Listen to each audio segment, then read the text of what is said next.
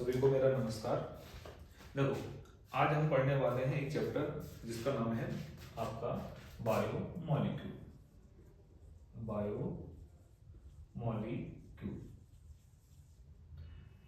इस चैप्टर को पढ़ने से पहले थोड़ा सा मैं अपने बारे में बता देता हूँ। मेरा नाम विजय कुमार है और मैं एक थोड़ा सा नेशनल ब्रांड के लिए क्या करता हूँ, पढ़ाता हूँ। ठीक है, तो मैंने सोचा चलो थोड़ा सा अपना नॉलेज यूट्यूब पे भी क्या कर लेते हैं, शेयर कर लेते हैं। ठीक है, तो ये मेरा लेक्चर नंबर 1 है बायोमोलिक्यूल के लिए, और ये उन लोगों के लिए जो पहली बार बायोमोलिक्यूल पढ़ रहे हैं। मतलब स्टेप बाय स्टेप एक एक लाइन को हम क्या करेंगे, समझ के चलेंगे। वन शॉर्ट वीडियो मेरी जब पूरा चैप्टर खत्म हो जाएगा, देन उसके बाद मैं वन शॉर्ट वीडियो आपको क्या करूंगा, प्रोवाइड करूंगा। ठीक है, चलो स्टार्ट करते हैं। देखो, हम पूरे चैप्टर को किस तरीके से पढ़ेंगे बायोमोलिक्यूल को। तो सबसे पहले आज हम इस चैप्टर को डिवाइड करते हैं इंट्रोडक्शन के अंदर। ठीक है, इंट्रोडक्शन के बाद हम पढ़ते हैं आपका सेकेंडरी मेटाबोलाइट। सेकेंडरी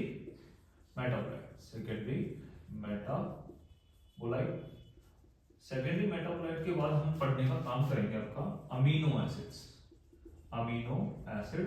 और अमीनो एसिड के तुरंत बाद हम पढ़ेंगे प्रोटीन, और प्रोटीन के बाद हम पढ़ने का काम करेंगे आपका एंजाइम। क्या पढ़ने का काम करेंगे, आपका एंजाइम। ठीक है, काफी बड़ा टॉपिक है ये वाला, कौन सा, थर्ड। फिर उसके बाद हम न्यूक्लिक एसिड भी पढ़ लेंगे, लिपिड भी पढ़ने का काम करेंगे, और इसके बाद हम क्या पढ़ सकते हैं, कार्बोहाइड्रेट। ठीक है, कार्बोहाइड्रेट। तो इसके अंदर अगर मैं देखे चलता हूं, कार्बोहाइड्रेट,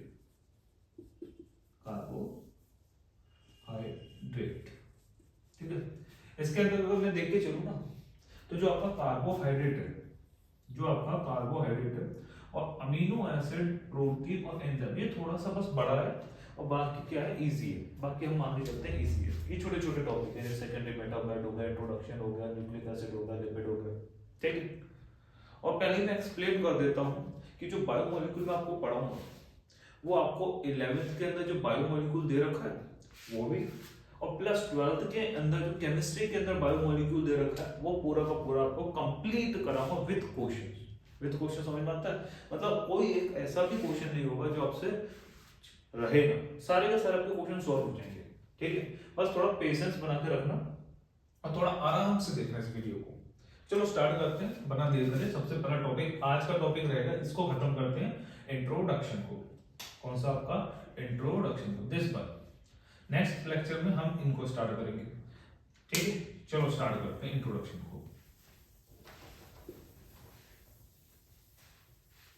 तो सबसे पहले अगर मैं बात करके चलता हूं, एनसीईआरटी बोलती है what is biomolecule.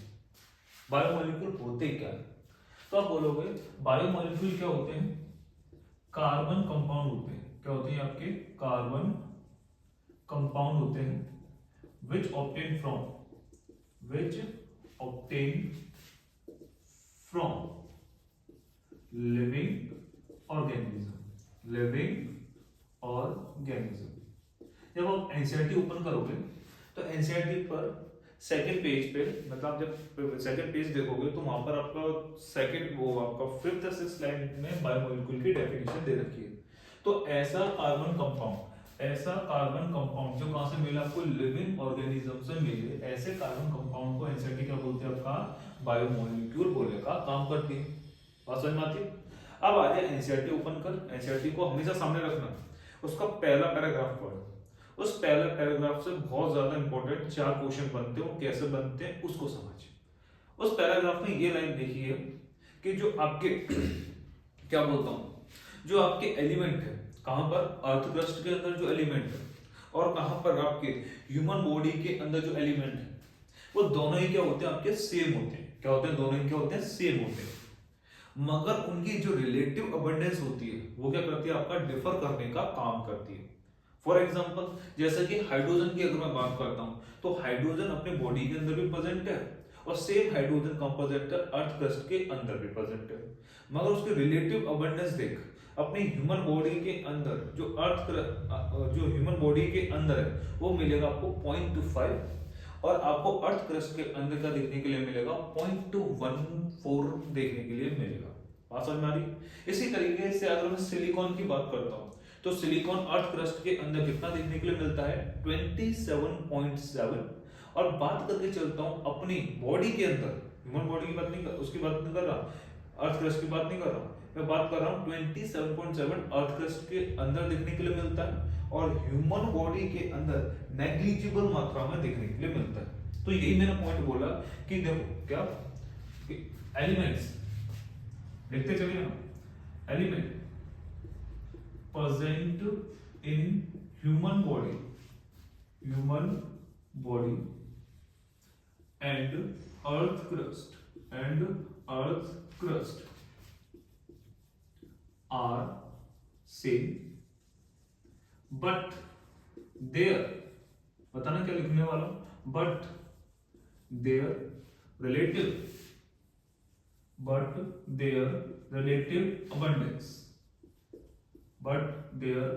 abundance are differ, ठीक है, are differ, relative abundance are differ। अब उसके बेस्ड पर अब एनसीईआरटी ने देखो सेकंड पेज पर आपको एक चार्ट दे रखा है और उस चार्ट को पूरा का पूरा क्या करना पड़ेगा, मेमोराइज करना पड़ेगा। अगर उसको मेमोराइज कर लिया तो आपको कोई प्रॉब्लम नहीं होगी। तो उस चार्ट को दो किस तरीके से मैं कहता हूं याद करना है, ठीक है। थोड़ी बहुत इसमें हम कह सकते हैं, आपको ट्रिक दे सकते हैं, बाकी तो इसके अंदर कोई ट्रिक मेरे के लिए पॉसिबल नहीं, आपको बस मेमोराइज ही करना है। यहाँ पे एक तरफ क्या लिखना, एलिमेंट लिखना, देखना इधर एक तरफ एलिमेंट लिखो, देख लिया, एक तरफ क्या लिखो अर्थ क्रस्ट, ठीक है, और एक तरफ लिखो ह्यूमन बॉडी के अंदर कितना देखने के लिए मिलेगा। चलिए सबसे पहले मालूम कैसे याद करना है, अर्थ क्रस्ट के अंदर कौन सा ऐसा एलिमेंट है जो सबसे ज्यादा देखने के लिए मिलेगा। तो मैंने देखा वो कौन सा परसेंट आपका ऑक्सीजन होता है, कौन सा कितना होता है, तो आप बोलोगे 46.6% देखने के लिए मिलेगा। जब आप किसी एलिमेंट को यहाँ पर फिल कर रहे हो तो उसके जस्ट अपोजिट भी लिखे कि आप बता कि ऑक्सीजन ह्यूमन बॉडी के अंदर कितना मिलेगा, तो बोलेगा इसका देख यहाँ पर 6 खत्म हो रहा है तो यहीं से स्टार्ट होगा 65%, कितना होगा आपका 65। अर्थ क्रस्ट के अंदर आपने मोस्ट अबंडेंट बता दिया, तो लीस्ट अबंडेंट बोलता है एनसीईआरटी कितना होता है आपका जो नाइट्रोजन होता है अर्थ क्रस्ट के अंदर क्या होता है, लीस्ट अबंडेंट होता है, कितना होता है, तो एनसीईआरटी बोलती है वेरी लिटिल, कितना होता है, वेरी लिटिल। तो आपको नाइट्रोजन किसके लिए बताना पड़ेगा, ह्यूमन बॉडी के लिए भी याद करना पड़ेगा, तो साथ ही साथ कितना लिखोगे 3.3 लिखना पड़ेगा। आपने अर्थ क्रस्ट के लिए मोस्ट अबंडेंट और लीस्ट अबंडेंट बता दिया, ह्यूमन बॉडी के लिए बताओ मोस्ट अबंडेंट, बहुत अच्छी बात है, मोस्ट अबंडेंट कौन हो जाएगा आपका, ऑक्सीजन ही हो जाएगा। अब लीस्ट अबंडेंट आता है तो उसका नाम है सिलिकॉन, तो होगा आपका सिलिकॉन, जो कि एनसीईआरटी लिखती है नेग्लिजिबल, क्या लिखती है आपका, नेग्लिजिबल देखने के लिए मिलेगा। मगर अर्थ क्रस्ट के अंदर कितना होता है आपका 27.7, कितना आपका 27.7। फिर इसके बाद आपको सीक्वेंस देखो ऐसे लिखना, हाइड्रोजन कार्बन सल्फर, ठीक है, हाइड्रोजन कार्बन, और फिर उसके बाद लेकर चलना है सल्फर, फिर उसके बाद लेकर चलना है सोडियम मैग्नीशियम और कैल्शियम। थोड़ा सा इसमें रिलेशन बना सकते हैं हम इसमें थोड़ा बहुत क्या बना सकते हैं, रिलेशन बना सकते हैं। जो हाइड्रोजन है अर्थ क्रस्ट के अंदर वो कितना देखने के लिए मिलता है, 0.14 देखने के लिए मिलता है। इस 1 और 4 को ऐड करें तो आता है 5, तो ये हो जाएगा 0.5 देखने के लिए मिलेगा। अगर मैं कार्बन की बात करता हूं तो कार्बन मिलता है अर्थ क्रस्ट में 0.03 देखने के लिए मिलता है। और अर्थ क्रस्ट से देख जरा कहां पर आया है, ह्यूमन बॉडी के अंदर देखिएगा तो ह्यूमन बॉडी के अंदर देखने के लिए मिलता है 18.5। इतने बात समझ में आती है।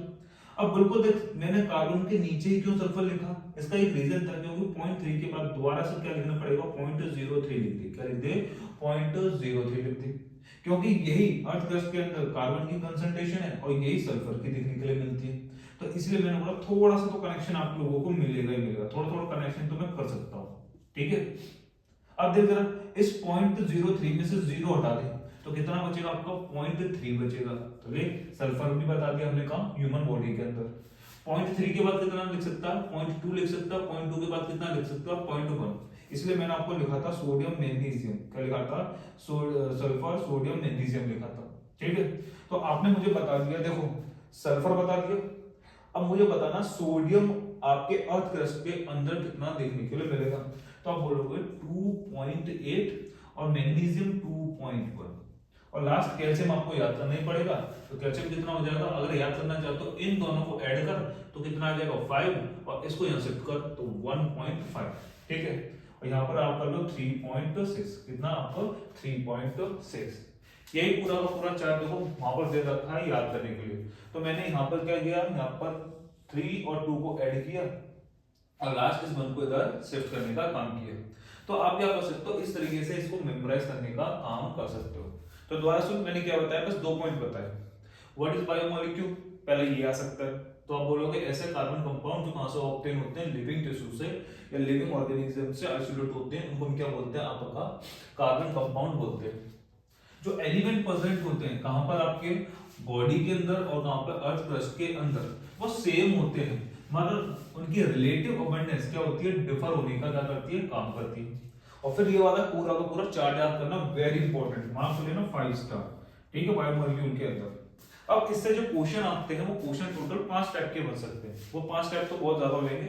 अब क्वेश्चन देखो कोई टॉपिक पढ़ो और टॉपिक पढ़ के चले जाओ, यही ना बताओ कि क्वेश्चन क्या आया था, क्या आ सकता है, तो कोई फायदा नहीं है उसका, ठीक है। तो हमारा कोशिश रहेगी कि मेरी कोशिश रहेगी, हमारी क्या कोशिश रहेगी, मेरी कोशिश रहेगी कि आपको जब कोई टॉपिक पढ़ाऊं तो एट द एंड मैं उसको क्या बता दूं कि यहां से क्या क्वेश्चन आ सकते हैं, ठीक है।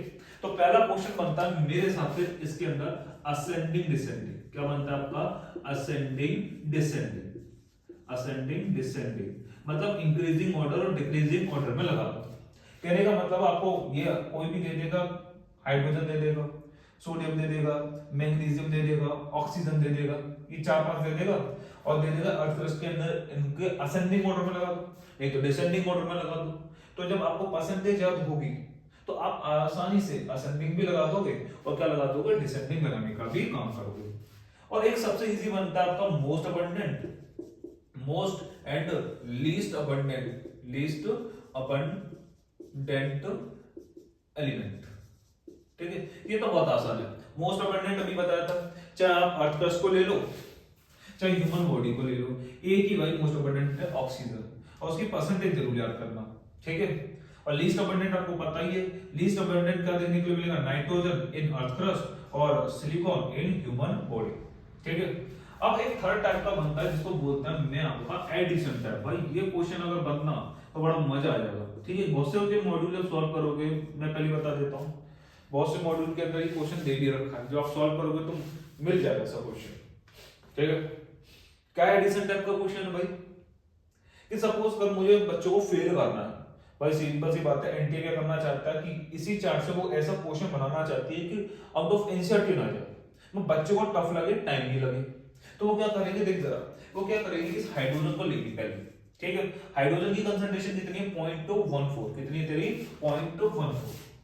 कार्बन की उसने देखी, देख जरा कितनी देखने के लिए मिली है, 0.03 देखने के लिए मिल रही है।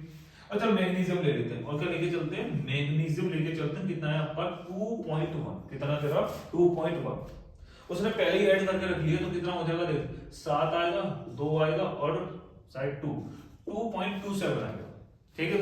अब वो तुमसे ये पूछेगा, अब देख यहाँ पे कैसे कैसे ऑप्शन बनाएगा, hydrogen carbon magnesium, hydrogen carbon calcium, ठीक है, हाइड्रोजन नाइट्रोजन सोडियम, ठीक है, कैल्शियम मैग्नीशियम और सोडियम, ये 4 ऑप्शन ऐसे लिख देगा। ये बोलेगा बताओ किनका समेशन करने पर, किनका समेशन करने पर, इन तीनों का समेशन ही करोगे, किनका परसेंटेज समेशन करने पर आपका 2.27 बनेगा। कहने का मतलब क्या है, आपको एग्जैक्ट क्या याद होने चाहिए, इनके परसेंटेज याद होने चाहिए। अगर याद है तो तुरंत टाइप करोगे, बात खत्म, इससे ज्यादा आपसे कुछ नहीं होगा, ठीक है। मतलब कहने का मतलब ये चार्ट समझ में आया कितना इंपॉर्टेंट है। और एक और बनता है आपका सिंपल सा, एक और क्वेश्चन बन सकता है यहाँ पर कंपैरिजन टाइप। मैंने देखा बहुत सी जगह कि एक जगह पे क्या देते हैं, वो आपको कंपैरिजन करवा लेंगे, ये थर्ड वाले को बोलेंगे comparison type, comparison type. Sir comparison type मतलब देखो जरा, कंपैरिजन टाइप का मतलब क्या होता है कि ऐसा कौन सा एलिमेंट है जो ह्यूमन बॉडी के अंदर कम देखने के लिए मिलेगा, ह्यूमन बॉडी के अंदर कम है, वहां अर्थ क्रस्ट के अंदर ज्यादा है। तो देख जरा ह्यूमन बॉडी के अंदर कौन सा कम है, आप बोलोगे जो सिलिकॉन है, ठीक है, जो तुम्हारा सोडियम है, देख जरा, जो मैग्नीशियम है, जो कैल्शियम है, ये ह्यूमन बॉडी के अंदर कम है, इनकी कंसंट्रेशन देख ले ह्यूमन बॉडी के अंदर कितनी आ रही है, 0.2 आ रही है, मगर अर्थ क्रस्ट के अंदर क्या आ रही है, 2.8 आ रही है। तो ये आप 4 एलिमेंट याद रखना जो ह्यूमन बॉडी के अंदर कम है इनकी अबंडेंस, मगर as compare to earth crust के क्या होते हैं, ज्यादा देखने के लिए मिलता है, मतलब अर्थ क्रस्ट के अंदर ज्यादा देखने के लिए मिलेंगे। बात समझ आ रही है? तो टोटल 4 टाइप के क्वेश्चन बनते हैं। पहला क्वेश्चन होता है असेंडिंग डिसेंडिंग, बहुत आसान है। मोस्ट और लीस्ट अबंडेंट, ये तो बहुत ही निहाती इजी मान के चलते हैं। थोड़ा सा इसमें ट्रिकी हो जाएगा और थोड़ा सा इसमें ट्रिकी हो जाएगा। इसमें आपको बस याद रखना है, सिलिकॉन याद कर लेना, सोडियम याद कर लेना, मैग्नीशियम और क्या याद कर लेना, कैल्शियम याद कर लेना। इनकी कंसंट्रेशन अर्थ क्रस्ट के अंदर ज्यादा प्रेजेंट होती है as compare to human body, ठीक है। और बाकी जितने भी एलिमेंट है वो ह्यूमन बॉडी के अंदर ज्यादा प्रेजेंट है, मतलब उनकी परसेंटेज ज्यादा प्रेजेंट है as compare to earth crust, ठीक है। तो ये टोटल आपका इंट्रोडक्शन का छोटा सा पार्ट खत्म हुआ है। अब आगे बढ़ते हैं। सर आगे क्या बढ़ते हैं, तो देख जरा। तो आगे देखो, अगर बायोमोलिक्यूल में चलते हैं तो उसको नोट कर लेना, स्क्रीनशॉट लेनी तो स्क्रीनशॉट ले लो, आराम से नोट करना तो नोट कर लो, ठीक है। नहीं तो मैं पीडीएफ के नोट्स आपको क्या कर दूंगा, एट द एंड सेंड करता चला जाऊंगा। चलो, अब वो क्या कहता है आगे बढ़ते समय कि मैं क्या कर रहा हूं, एक एक्सपेरिमेंट कर रहा हूं। क्या कर रहा हूं, एक छोटा मोटा सा एक्सपेरिमेंट कर रहा हूं। भाई साइंटिस्ट है, खाली बैठे थे, एक्सपेरिमेंट करने चले आए। अब के एक्सपेरिमेंट में क्या पता करना हमको कि अपने लिविंग टिश्यू के अंदर केमिकल कंपोजिशन क्या होती है, मतलब एक लिविंग टिश्यू है उसके अंदर क्या क्या देखने के लिए मिले, ठीक है। तो उन्होंने एक्सपेरिमेंट करना था, तो उस एक्सपेरिमेंट में क्या करा उन्होंने कि एक लिविंग टिश्यू लिया, तो इन्होंने क्या होगा, एनालाइज, हम क्या कर रहे हो, analyse chemical composition, analyse chemical composition, ठीक है, ऑफ लिविंग टिश्यू। चलो, एनालाइज कर रहे हैं chemical composition of living tissue. देख जरा, मैं क्या कर रहा हूं, मैं लिविंग टिश्यू ले रहा हूं, क्या लेने का काम कर रहा हूं, तुम्हारा लिविंग टिश्यू ले रहा हूं। चलो सर, ले लिया मैंने लिविंग टिश्यू। देन इसको मैं CHCl3COOH, इसको बोलते हैं ट्राई क्लोरो एसिटिक एसिड बोलते हैं। क्या बोलते हैं इसको, ट्राई क्लोरो एसिटिक एसिड बोलते हैं। और इसको आपस में क्या किया, मिक्स किया और एक स्लरी बनाया। क्या बनाया, आपका स्लरी बनाया। स्लरी समझते हो, मतलब मैंने आपका टिश्यू निकाला, डाला, ठीक है, वाटर पिस्टल, या आप तो केमिस्ट्री लैब में गए होंगे तो वहां पर एक तुम्हें ऐसा मिल होगा जैसे होता है ना, इसमें दवाई सी पीसते हैं, उसको बोलते हैं मोर्टार पिस्टल। उसके अंदर टिश्यू डाला, लिविंग टिश्यू, और देन मैंने क्या डाला, आपका ट्राइक्लोरो एसिटिक एसिड डाला, ठीक है। और देन उसके बाद क्या किया, उसको घचाघट पीसा, और देन उसके बाद मैंने क्या बनाया, उसको स्लरी बनाई। क्या बनाई, उसकी स्लरी बनाई। स्लरी को फिर मैंने क्या किया, फिल्टर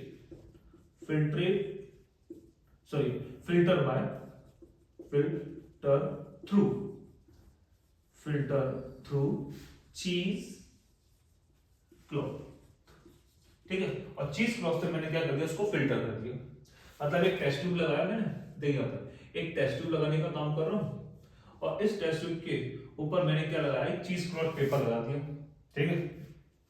कलर चेंज कर देता हूं लोगों के लिए। मैंने एक टेस्ट ट्यूब लिया और इस टेस्ट ट्यूब के ऊपर मैंने क्या लगाया, एक चीज क्लॉथ का पेपर लिया, और देन इस स्लरी को इससे पास कर रहा हूं, इस स्लरी को क्या कर रहा हूं, पास कर रहा हूं, सॉरी, ठीक है। मैंने देखा अब चीज क्लॉथ है, चीज क्लॉथ पेपर है, अब इसके अंदर क्या होंगे, छोटे छोटे पोर होंगे। अब जिसका पोर साइज से जो आपका स्ट्रक्चर, जो आपका कंपोनेंट इस पोर से क्या होगा, साइज से छोटा होगा, वो क्या कर जाएगा, इससे पास कर जाएगा और कहां पहुंच जाएगा, नीचे की तरफ चला जाएगा। और साइज में बड़ा होगा, चीज क्लॉथ के अंदर जो पोर प्रेजेंट होगा उससे बड़ा होगा, तो वो कहां रह जाएगा, आपका सरफेस के ऊपर ही रह जाएगा। तो इसी तरीके से आपके पास क्या मिलेंगे, दो फ्रैक्शन मिलेंगे। एनसीईआरटी बोलती है आपको कितने मिलेंगे, आपको दो फ्रैक्शन देखने के लिए मिलेंगे। फ्रैक्शन कितने देखने के लिए मिलेंगे, दो। एक को बोलेगा आपको एसिड इनसॉल्युबल, क्या बोलोगे, एसिड इनसॉल्युबल, या एक और नाम बोलते हैं इसी को रिटेंटिव क्या बोलते हैं, रिटेंटेट। और एक फ्रैक्शन को बोलोगे आपको एसिड सॉल्युबल। क्या बोलोगे, एसिड सॉल्युबल। और इसको बोलने का काम करेंगे फिल्ट्रेट। क्या बोलेंगे, इसको फिल्ट्रेट बोलने का काम करेंगे। तो एक्सपेरिमेंट समझ में आया, पहले ये बताओ एक्सपेरिमेंट में क्या करा हमने। सिंपल सी बात है, लिविंग टिश्यू लिया, देन ट्राइक्लोरो एसिटिक एसिड लेने का काम किया, मोर्टर पेस्टर के अंदर उसको पीसा, चीज क्लॉट पास किया, साइज जिसका बड़ा ऊपर रह गया, और उसी को हम क्या बोल रहे हैं आपका, रिटेंटेट। क्या बोल रहे हैं इसको, रिटेंटेट। और नीचे वाले को क्या बोल रहे हैं आपका, फिल्ट्रेट। नीचे वाले को क्या बोल रहे हैं आपका, फिल्ट्रेट बोलने का काम कर रहे हैं। बात समझ में आ रही।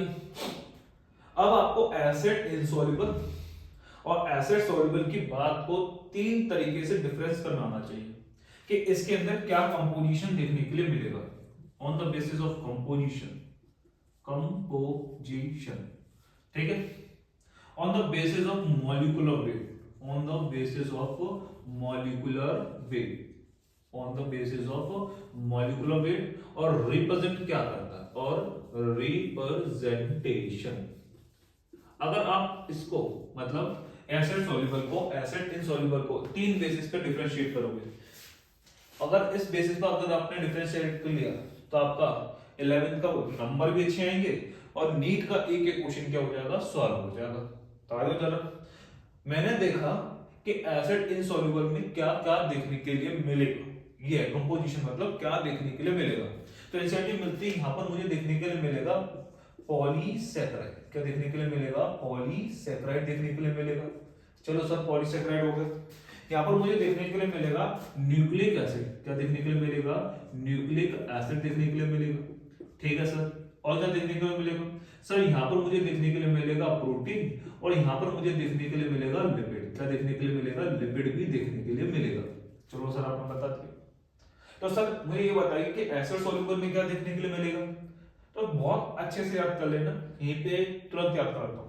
Polysaccharide is a polymer of, किसका पॉलीमर होते हैं, आप बोलोगे मोनोसैकेराइड, मोनोसैकेराइड का। जैसे कि ग्लूकोज हो गया, फ्रुक्टोज हो गया, राइबोज हो गया, ठीक है, ये सारे के सारे के आपके मोनोसैकेराइड हैं। तो जितने भी मोनोसैकेराइड हैं वो कहां मिलेंगे आपको, फिल्ट्रेट के अंदर देखने के लिए मिलेंगे। ठीक है। न्यूक्लिक एसिड किसका बना होता है, तो आप बोलोगे न्यूक्लिक एसिड बना होता है न्यूक्लियोटाइड का। न्यूक्लियोटाइड भी आपको यहाँ देखने के लिए मिलेगा, और इवन क्या देखने के लिए मिलेगा, न्यूक्लियोसाइड भी यहाँ पर देखने के लिए मिलेगा। इतनी बात समझ में आती है। प्रोटीन किसका पॉलीमर होता है, तो आप बोलोगे अमीनो एसिड। तो जितने भी अमीनो एसिड है सारे के सारे कहां देखने के लिए मिलेंगे, आपको एसिड सॉल्युबल में देखने के लिए मिलेंगे। और इवन आपको जितना भी इनऑर्गेनिक सॉल्ट है, इनऑर्गेनिक सॉल्ट्स है, इनऑर्गेनिक सॉल्ट्स है, वो सारे के सारे कैल्शियम हो गया, जैसे कि एग्जांपल के लिए कैल्शियम हो जाएगा, मैग्नीशियम हो जाएगा, ठीक है, सोडियम हो जाएगा, ये सारे के सारे कहां देखने के लिए मिलेंगे, आपको फिल्ट्रेट के अंदर देखने के लिए मिलेंगे। तो पहला तो नीट का क्वेश्चन यहीं से बनता है, वेरी इंपॉर्टेंट, कि कौन कहां पर देखने के लिए मिल रहा है। अब मॉलिक्यूलर वेट देखा जाए तो सिंपल सी बात है, एसिड सॉल्युबल का जो मॉलिक्यूलर वेट एनसीईआरटी लिखती है वो लिखती है 18 से लेकर 800 डाल्टन। कितना देखने के लिए मिलता है, 18 से लेकर 800 डाल्टन। और सुनो जरा, इसका क्या लिखती है, एवो, कितना लिखती है, एवो, देखना एवो इंपॉर्टेंट है थोड़ा, एवो 1000 डाल्टन। इसके अंदर चारों के चारों मिल रहे थे, उन चारों का कितना था आपका, 1000 डाल्टन था, एक्सेप्ट किसका, लिपिड, एक्सेप्ट लिपिड। लिपिड का मॉलिक्यूलर वेट होता है 800 डाल्टन। कितना होता है आपका, 800 डाल्टन से कम होता है, उसके आसपास देखने के लिए मिलता है। बात समझ में आती है। तो ये चीज मैंने क्या रिप्रेजेंट किया कि जितने भी हैं पॉलीसैकेराइड है, न्यूक्लिक एसिड है, प्रोटीन है, इनका मॉलिक्यूलर वेट 800 डाल्टन था, सॉरी कितना था आपका, 10,000 डाल्टन से ज्यादा था। और जो लिपिड है, तो लिपिड का मॉलिक्यूलर वेट आपका अप्रॉक्स कितना था, 800 डाल्टन के आसपास था। ठीक है। रिप्रेजेंटेशन की बात करता हूं, तो रिप्रेजेंट क्या करता है कि एसिड इनसॉल्युबल क्या रिप्रेजेंट करता है, मतलब यहाँ पर क्या क्या देखने के लिए एक्चुअली मिल रहा था, क्या सेल के अंदर जो चीज प्रेजेंट थी वो क्या रिप्रेजेंट कर रहा है, एसिड इनसॉल्युबल। तो सेल के अंदर जितने भी मैक्रोमोलेक्यूल्स होते हैं, क्या बोला मैंने, जितने भी मैक्रोमोलेक्यूल्स होते हैं और जो भी सेल ऑर्गेनील होंगे वो कहां देखने के लिए मिलेंगे, आपको रिटेंटेट के अंदर देखने के लिए मिलेंगे, फिल्ट्रेट के अंदर देखने के लिए नहीं मिलेंगे। और साइटोप्लाज्म के अंदर जो कंपोजिशन प्रेजेंट होती है, क्या बोला मैंने, साइटोप्लाज्म के अंदर जो कंपोजिशन प्रेजेंट होती है वो कहां देखने के लिए मिलेगी, एसिड इनसॉल्युबल के अंदर देखने के लिए मिलेगी। तो अगर मैं बात करके चलता हूं एसिड इनसॉल्युबल के अंदर, ये क्या रिप्रेजेंट करता है, आप बोलोगे सेल ऑर्गेनेल, सेल ऑर्गेनेल को रिप्रेजेंट करने का काम करता है। एंड और किस को चीज को रिप्रेजेंट करता है, आप बोलोगे मैक्रोमोलिक्यूल, मैक्रोमोलिक्यूल, मैक्रोमोलिक्यूल। ये क्या रिप्रेजेंट करता है, तो ये बोलोगे cytoplasmic, cytoplasmic composition, cytoplasmic composition. अरे बात समझ में आती है। तो ये पूरा एक्सपेरिमेंट है, इस एक्सपेरिमेंट से आपको इतना याद रखना है, अगर इतना याद है तो काम नहीं चलेगा। 3 असदन रीजन सुन ले, अगर वो याद कर लिए बस फिर तेरे को कोई प्रॉब्लम नहीं होगी। इसके बाद इससे रिलेटेड 3 असदन रीजन है, ठीक है, उसको भी करना, ठीक है। तो अभी देख, अभी हमने करा क्या, एनालाइज कर रहे हैं chemical composition of living tissue. Living tissue लिया, ट्राइक्लोरोएसिटिक एसिड लिया, देन उसको स्लरी बनाया, देन क्या करा, उसको फिल्टर करा, फिल्टर करके दो फ्रैक्शन मिले, रिटेंटेड मिला, फिल्ट्रेट मिला। उन दोनों को क्या करना है, डिफरेंशिएट करना on the basis of composition, on the basis of molecular weight, on the basis of their representation. अगर ये कर लिया बात खत्म, अभी नहीं हुई है। 3 असदन रीजन सुन, बहुत इंपॉर्टेंट है, ये आपको खुद लिखना होगा, मैं नहीं लिख रहा, ठीक है, अब जगह नहीं है नीचे, ठीक है। तो आइए जरा, सबसे पहला असदन, सबसे पहले असदन रीजन अगर बात करके चलता हूं कि मुझे ये बताइए कि लिपिड का मॉलिक्यूलर वेट 800 डाल्टन क्यों देखने के लिए मिलता है, या मैं ये कह सकता हूं the molecular weight of lipid it is 800 Dalton, is 800 Dalton. तो आप बोलोगे बात बिल्कुल सही है, ठीक है। क्यों, अब मैं बात करके चलता हूं क्यों, क्योंकि आप इनको देखो, पॉलीसेकेराइड को देखो, आप न्यूक्लिक एसिड को देखो, और किसको देखो, आप प्रोटीन को देखने का काम करो। तो इन तीनों के अंदर एक चीज कॉमन थी, वो क्या थी, ये क्या थी, पॉलीमर शो कर रहे थे। क्या शो कर रहे थे, ये पॉलीमराइजेशन शो कर रहे थे। मतलब लिपिड आपका कोई भी पॉलीमराइजेशन शो नहीं कर रहा था। जैसे कि polysaccharide is a polymer of monosaccharide, nucleic acid is a polymer of nucleotide, और protein is a polymer of amino acid. मतलब जो न्यूक्लिक एसिड होते हैं, न्यूक्लिक एसिड में आपका न्यूक्लियोटाइड अटैच होते चला जाएगा, चला होता चला तो अटैच होते चला जाएगा, चले चलाता, सॉरी माय मिस्टेक, बोलने में दिक्कत हो जाती कभी कभार ऐसी। न्यूक्लिक एसिड में न्यूक्लियोटाइड अटैच होता चला जाएगा, होता चला जाएगा, होता चला जाएगा, और देन फाइनली काफी ज्यादा उसका क्या हो जाएगा, मॉलिक्यूलर वेट ज्यादा देखने के लिए मिलेगा। सेम आपको पॉलीसेकेराइड के साथ देखने के लिए मिलेगा कि जब क्या होगा, आपका बहुत ज्यादा मोनोमर्स, कभी कभार बहुत ज्यादा, मतलब आपके 1000 2000 मोनोमर क्या होते हैं, आपस में अटैच हो जाते हैं, जिसकी वजह से मॉलिक्यूलर वेट आसानी से क्रॉस कर जाता है 10,000 डाल्टन। मगर लिपिड क्या नहीं शो करता, आपका पॉलीमराइजेशन शो नहीं करता। बात समझ में आती है। तो एनसीईआरटी के अंदर ये लाइन लिख रही है, यहाँ पर सेकेंडरी मेटाबोलाइट लिखें, सेकेंडरी मेटाबोलाइट का चार्ट बनना है, वहां पे सबसे नीचे पहुंच जाना, वो चीज मैं समझा रहा हूं वहां पर। तो पहला असर्जन क्या बनेगा आपका, असर्जन ये लिख देगा, द मॉलिक्यूलर वेट ऑफ किसका, lipid does not exceed 800 Dalton. तो आप बोलोगे बात तो बिल्कुल सही कह रहे हो sir, does not exceed 800 Dalton. तो अगर मैं बात करके चलता हूं 800 डाल्टन समझ में आ गया, किसी को डाउट है तक। और फिर दूसरी अगर मैं बात करके चलता हूं 800 डाल्टन हो गया, रीजन क्या होगा कि पॉलीमराइजेशन को शो नहीं करता। दूसरी अगर मैं बात करके चलता हूं, क्या सर, अगर 800 डाल्टन नहीं है तो ये एसिड इनसॉल्युबल में कहीं क्या, इसको कहां होना चाहिए आपका अकॉर्डिंग टू, तो फिर तो एसिड सॉल्युबल में होना चाहिए। तो अगर मैं बात करता हूं ये एसिड इनसॉल्युबल में क्यों मिलता है, तो आपसे अगर ये पूछा जाए तो आप बोलोगे क्योंकि ये एक स्ट्रक्चर बनाता है। ये क्या करता है, छोटे छोटे क्या बनाता है, स्ट्रक्चर बनाने का काम करता है। और इस स्ट्रक्चर को हम क्या बोलते हैं, आपका एंजाइटी वेसिकल, क्या बोलती है, वेसिकल, क्या बोलने का काम करेगी, वेसिकल बोलने का काम करेगी। देखिए मैंने देखा कि अगर लिपिड का मॉलिक्यूलर वेट 800 डाल्टन नहीं है तो कहां होना चाहिए था उसको, 800 डाल्टन के अकॉर्डिंग टू दिस इसको एसिड सॉल्युबल के अंदर होना चाहिए था। मगर ये मिल कहां रहा है, आपके बड़े लोगों के साथ, बड़े लोगों के साथ मतलब मैक्रोमोलिक्यूल के साथ मिल रहा है। तो अगर मैं इसकी बात करके चलता हूं, ऐसा क्यों, आपसे रीजन पूछा जाए, ये तो असर हो गया, रीजन पूछा जाए तो आप बोलना है क्योंकि आपका लिपिड क्या बनाता है, वेसिकल बनाता है। क्या बनाता है, आपका वेसिकल बनाने का काम करता है। बॉटनी के अंदर आप इसको पढ़ोगे, ये क्या एक सिंपल फॉस्फोलिपिड है, ये क्या आपका सिंपल एक फॉस्फोलिपिड है और इसका मॉलिक्यूलर वेट आपका 800 डाल्टन से कम होता है। मगर देखें यहाँ पर कितने हो जाएंगे, 1% 2% 3% 4% 5%, मगर ये आपस में कोई कोवेलेंट बॉन्ड नहीं बनाते, सिंपल क्या करते हैं हाइड्रोफोबिक इंटरेक्शन से अटैच होते हैं और एक गोलू मोलू सा स्ट्रक्चर बनाते हैं, इसी को बोलते हैं वेसिकल। क्या बोलते हैं इसी को, आपका वेसिकल बोलने का काम करते हैं, वेसिकल बोलने का काम करते हैं। इसी वजह से कहां देखने के लिए मिलता है, ये आपको एसिड इनसॉल्युबल में देखने के लिए मिलता है। तीसरा, आपका लिपिड को हम स्ट्रिक्ट मैक्रोमोलिक्यूल कंसीडर नहीं करके चलते। बात बिल्कुल सही है, क्योंकि इसका मॉलिक्यूलर वेट क्या है, 800 डाल्टन से कम होता है। ठीक है, दोबारा रिपीट करता हूं, मैंने 3 असर्जन रीजन एक्सप्लेन करे। पहला असर्जन रीजन था जो आपका लिपिड है, उसका 800 डाल्टन से ज्यादा वेट नहीं होता है। बिल्कुल सही, ये असर्जन हो गया। रीजन क्या दोगे, क्योंकि ये पॉलीमराइजेशन शो नहीं करता। दूसरा असर्जन रीजन, अगर ये पॉलीमराइजेशन शो नहीं करता है, 800 डाल्टन से वेट कम है, उसके बाद भी कहां देखने के लिए मिलता है, आपका एसिड इनसॉल्युबल में। ठीक है, despite having low molecular weight it is present in acid insoluble। Reason क्या दोगे, बिकॉज इट फॉर्म वेसिकल। ठीक है, not third assertion reason, lipid not consider as a strict macromolecule. सही है गलत है, बात बिल्कुल सही है। क्यों, because it's molecular weight is less than 800 dalton, क्योंकि एसिड इनसॉल्युबल के अंदर जो मॉलिक्यूल मिलते हैं उनको ऑल्सो क्या बोलते हैं, उनको मैक्रो मॉलिक्यूल बोलते हैं और इनको आपको माइक्रो मॉलिक्यूल बोलते हैं।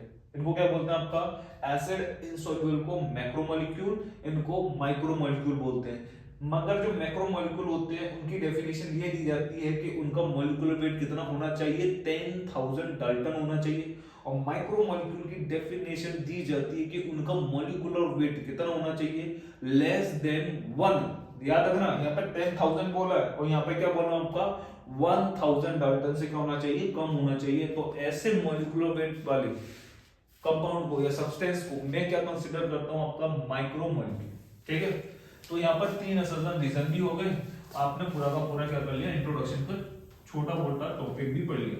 अभी एक छोटा पार्ट और बचा है, वो और पढ़ लो, फिर आपका इंट्रोडक्शन खत्म होगा, तब जाके आपका बायोमोलिक्यूल का। ठीक है, तो आगे जरा लास्ट कर दे रखा है, तो आप एनसीईआरटी ओपन करोगे तो एनसीईआरटी के अंदर यहाँ पर सेकेंडरी मेटाबोलाइट दे रखा है। जस्ट उस दूसरे पेज पे देखो, यहाँ पर क्या दे रखा है, एक चार्ट दे रखा है। इस चार्ट के अंदर एक तरफ लिखा है वाटर, मतलब सेल के अंदर क्या कंपोजिशन देखने के लिए मिल रही है। ठीक है, वाटर, एक तरफ लिखा होगा आपका प्रोटीन, प्रोटीन के बाद आप ये लिखना nucleic acid, nucleic acid, nucleic acid के बाद आप लिखते हो कार्बोहाइड्रेट, कार्बोहाइड्रेट, कार्बोहाइड्रेट के बाद क्या लिखते हो आप, मान लेते हैं कार्बोहाइड्रेट के बाद क्या आता है, कुछ बचा, हाँ लिपिड बचा, लिपिड के बाद आपका कौन बचेगा, आयंस। क्या बचेंगे आपके, आयंस, आयंस। ठीक है, water, protein, nucleic acid, carbohydrate, lipid और आयंस। तो अगर मैं बात करके चलता हूं तो सेल के अंदर इनकी कंपोजिशन बतानी है। ठीक है, मास परसेंटेज में, तो एनसीईआरटी बोलती है इसका कितना परसेंट है, 70 to 90%। प्रोटीन का कितना होता है, 10 to 15% देखने के लिए मिलता है, ये भी याद करना पड़ेगा। ठीक है, पहली बता दे रहा हूँ, ये भी बहुत इंपॉर्टेंट है, मजाक नहीं है। और न्यूक्लिक एसिड का कितना होता है, 5 to 7% होता है। और कार्बोहाइड्रेट का कितना देखने के लिए मिलता है, तो कार्बोहाइड्रेट का बोलोगे कितना होता है, 3% होता है। ठीक है, लिपिड का 2% होता है और देन आयन का कितना होता है, 1% देखने के लिए मिलेगा। अब तक यहाँ पर 2 क्वेश्चन है, बस 2 क्वेश्चन। क्या 2 क्वेश्चन, अगर आपसे डायरेक्ट पूछेगा कि मोस्ट अबंडेंट केमिकल कंपोजिशन बताओ कि सेल के अंदर किसकी है, तो आप बोलोगे सिंपल सा, बिना सोचे समझे लगा देना, वाटर। कितना होता है, 70 से लेकर 90%। मगर आपसे अगर ये पूछे मोस्ट अबंडेंट ऑर्गेनिक, या तो ऑर्गेनिक बोले या आपसे बोलो मोस्ट अबंडेंट कौन सा बायोमोलिक्यूल कौन सा, ठीक है, तो बायोमोलिक्यूल में भाई 3-4 ही कैलकुलेट होते हैं, तो मोस्ट अबंडेंट कौन सा हो जाएगा, तो बना सोचे समझे लगाना प्रोटीन। दोबारा रिपीट करता हूं, जब बोले केमिकल कंपोजिशन बता दो, केमिकल सब्सटेंस का नाम बता दो, तो केमिकल में अगर केमिकल कंपाउंड का नाम बता दो जो सबसे ज्यादा देखने के लिए मिले, तो आप बोलना वाटर।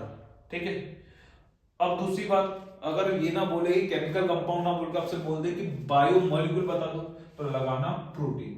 उसी तरीके से अगर लिस्ट पूछ ले, बायोमोलिक्यूल सबसे जो लिस्ट मिलता है, तो पहली बात बता, प्रोटीन, न्यूक्लिक एसिड, कार्बोहाइड्रेट और lipid is considered as biomolecule.